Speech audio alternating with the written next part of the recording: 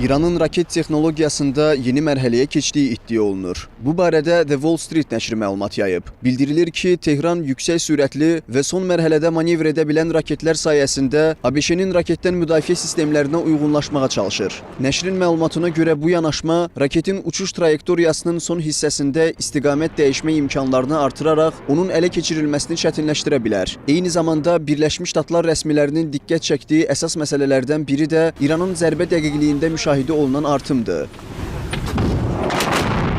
Çünki müasir raket sistemlərində dəqiqlik amili yalnız hərbi üstünlük deyil, həm də strateji təsir imkanları yaradan əsas göstəricilərdən biri hesab olunur. Bununla yanaşı Tehranın bu imkanlara hansı texnoloji resurslar hesabına sahib olması ilə bağlı suallar da gündəmdə qalır. Məhz bu səbəbdən İranın raket proqramındakı dəyişikliklər regional təhlükəsizlik balansının gələcəyi baxımından diqqətlə izlənilir. Ekspertlərin fikrincə, yeni nəsil raketlərin imkanları onların zərərsizləşdirilməsini daha mürəkkəb hala gətirir.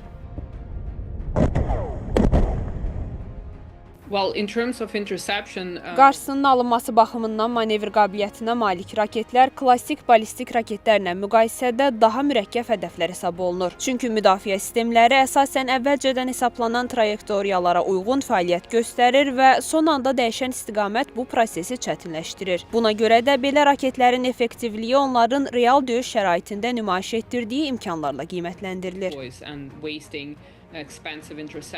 Bununla belə İranın raket imkanlarının inkişafında yalnız texniki xüsusiyyətlər deyil, həm də mümkün xarici təsirlər də müzakirə olunur. Nəşr eyni zamanda qeyd edir ki, ABŞ rəsmiləri İranın raket dəqiqliyini artırmasında Çin və ya Rusiyanın mümkün texnoloji dəstəyinin rolunu araşdırırlar. Bu çərçivədə söhbət əsasən peyk naviqasiyası, hədəflərin dəqiq müəyyənləşdirilməsi üçün istifadə olunan məlumatlar, sensor texnologiyaları və raket sistemlərinin təkmilləşdirilməsi ilə bağlı mümkün dəstək ehtimallarından gedir. Lakin bu istiqamətdə Pekin və ya Moskvanın birbaşa hansı səviyyədə yardım göstərdiyi barədə açıq və təsdiqlənən məlumatlar mövcud deyil. Digər tərəfdən peyk məlumatları, naviqasiya sistemləri və müasir sensor texnologiyalarının raketlərin dəqiqliyinə ciddi təsir etdiyi məlumdur. İranın artan zərbə dəqiqliyi isə bu sahədə istifadə olunan texnologiyaların mənbəyi ilə bağlı sualları daha da artırır.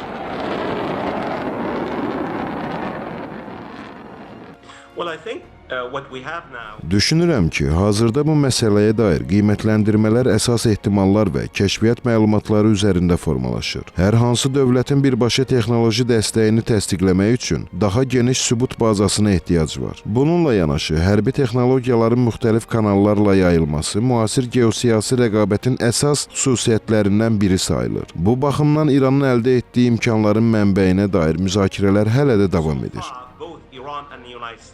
Digər tərəfdən raket texnologiyalarındakı bu dəyişikliklər ABŞ-nin müdafiə sistemləri qarşısında yeni çağırışlar yaradır. Çünki yüksək sürət və son mərhələdə manevr qabiliyyəti hədəfin izlənilməsi və vaxtında zərərsizləşdirilməsi prosesini daha mürəkkəb edir. Bununla yanaşı, Amerika Birləşmiş Ştatları da mövcud raketdən müdafiə arxitekturasını yeni texnoloji imkanlarla gücləndirməyə çalışır. Xüsusilə erkən xəbərdarlıq sistemləri, yeni nəsil sensorlar və süni intellekt əsaslı analiz imkanları bu sahədə mühüm rol oynayır. Yəni qarşıdurma yalnız hücum vasitələrinin deyil, eyni zamanda müdafiə texnologiyalarının inkişaf yarışına çevrilir. Belə olan halda hər yeni raket sistemi qlobal təhlükəsizlik hesablamalarında yeni suallar da yaradır. Bu baxımdan müdafiə imkanlarının real effektivliyi strateji müzakirələrin əsas mövzularından birinə çevrilir. Məhz bu amillər müasir raket təhdidləri qarşısında müdafiə sistemlərinin imkanlarını və məhdudiyyətlərini yenidən gündəmə gətirir.